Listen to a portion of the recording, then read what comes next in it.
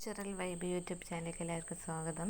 7ാം ക്ലാസ്സിലെ 1ാമത്തെ ചാപ്റ്ററായ A robot with virus ആ പാഠത്തിൻ്റെ മലയാളത്തിലുള്ള കഥ നമ്മൾ മുന്നത്തെ വീഡിയോയിൽ പറഞ്ഞിട്ടുണ്ട്. അതിൻ്റെ തുടർച്ചയാണ് ഇന്നത്തെ വീഡിയോ. അപ്പോൾ നമുക്ക് തുടങ്ങാം.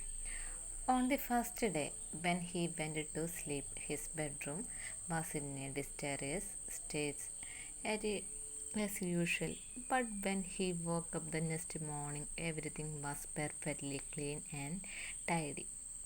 Wonderful! How neat and tidy my room looks, he exclaimed. Meaning എന്താണെന്ന് നോക്കാം നമുക്ക്.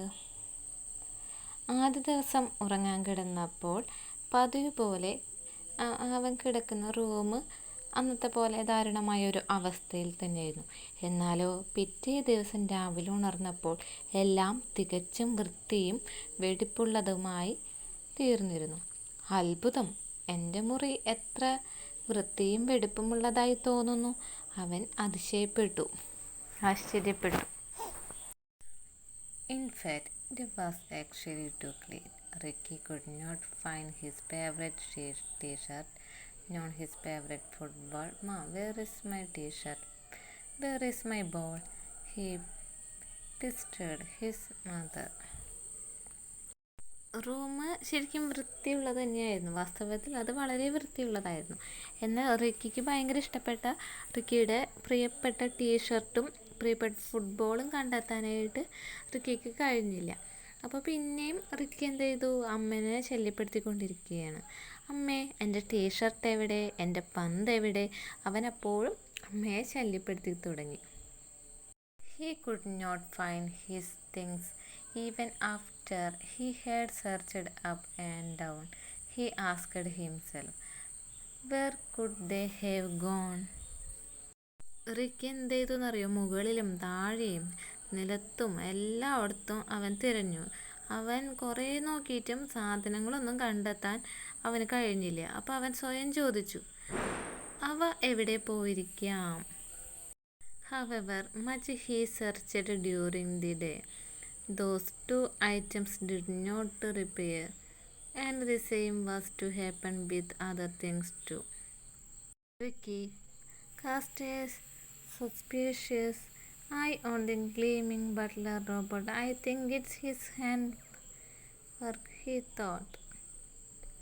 റിക്കി എന്ത് ചെയ്തു എന്നറിയോ? റിക്കി പകലൊക്കെ എത്രയോ തിരഞ്ഞിട്ടും അവന് ആ 2 സാധനങ്ങളും കണ്ടെത്താനായിട്ട് അവന് കഴിഞ്ഞില്ല.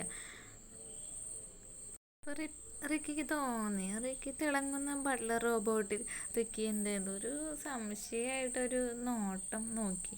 ഇത് അവൻ്റെ കൈപ്പണിയാണെന്ന് ഞാൻ കരുതുന്നു. ആര് ചിന്തിച്ചു? റിക്കി ചിന്തിക്കുകയാണ്. He hatched a plan to spy on the robot and began following it around the house. Finally, he caught it red-handed while it was picking up on the of his clothes.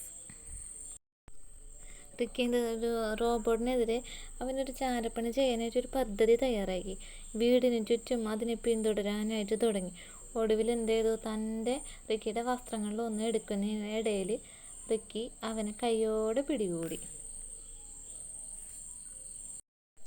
Ricky followed the robot with making a sound. To his surprise, he saw the robot folding his t-shirt neatly and keeping it on a pile of clothes in the storeroom.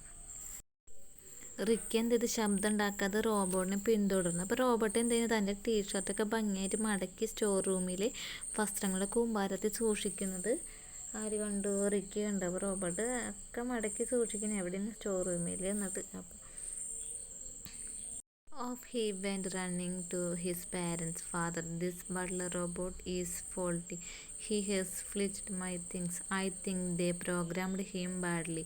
Let us send him off. Absolutely not. Father shook his head. He was an expert in robotics. He had been delighted with the new butler. It was a dream come true. But Ricky was obstinate. I want to get rid of him. A heated argument between Ricky and his father followed. അവൻ എന്ത് ചെയ്തു? അവൻ Ricky എന്ത് ചെയ്തു? അച്ഛൻ്റെ അമ്മയുടെ അടുത്തേക്ക് ഓടി. അച്ഛാ, ഈ ബട്ട്ലർ റോബോട്ട് തകരാറാണ്. അവൻ എൻ്റെ എല്ലാ സാധനങ്ങളും നശിപ്പിച്ചു. അവൻ അവനെ മോശമായി പ്രോഗ്രാം ചെയ്തുവെന്ന് ഞാൻ കരുതുന്നു. നമുക്ക് അവനെ എന്ത് ചെയ്താൽ പറഞ്ഞയക്കാം. അച്ഛൻ പറഞ്ഞു തീർച്ചയായും ഇല്ല. അച്ഛൻ തലയുടെ അദ്ദേഹം റോബോട്ടിക്സിൽ വിദഗ്ധനായിരുന്നു. പുതിയ ബട്ട്ലർ അദ്ദേഹം സന്തോഷിച്ചു. അതൊരു അദ്ദേഹത്തിന് സ്വപ്ന സാക്ഷാത്കാരമായിരുന്നു. എന്നാൽ റിക്കി എന്ത് ചെയ്തു? ഭയങ്കര ശാഠ്യക്കാരനാണ്. എനിക്ക് അവനെ ഒഴിവാക്കണം. തുടർന്ന് റിക്കിയും അച്ഛനും കൂടെ എന്തായി? ഭയങ്കര തർക്കമുണ്ടായി.